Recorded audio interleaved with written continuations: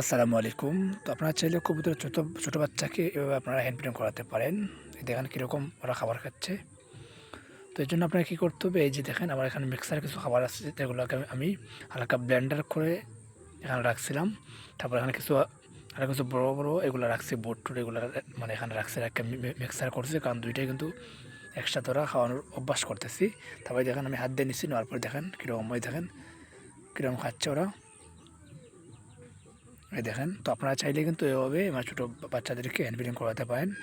তাহলে বাচ্চা দ্রুত বড় হবে, প্লাস যদি আপনারা বাচ্চাকে টেম করতে চান তাহলে কিন্তু আপনারা কিন্তু এভাবে খাওয়াতে পারেন।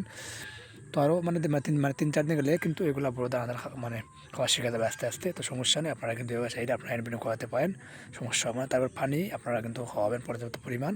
এবার খাওয়ানোর পর আপনার 10 ml পানি, দুইটাকে 1 টাকা 10 ml করে পানি খাইয়ে দেবেন, তাহলে কিন্তু এগুলা হজম হতে সমস্যা হবে না আর, আশা করতেছি।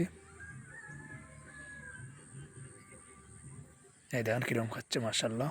দুইটাই কিন্তু একই রকম খাওয়া সেরে মানে মোটামুটি খাবার খাচ্ছে ভালোভাবে। তো এই দেখেন সিরিঞ্জ, তো আমি যা কিন্তু 10 ml করে দুইটাকে খাইয়ে দেবো।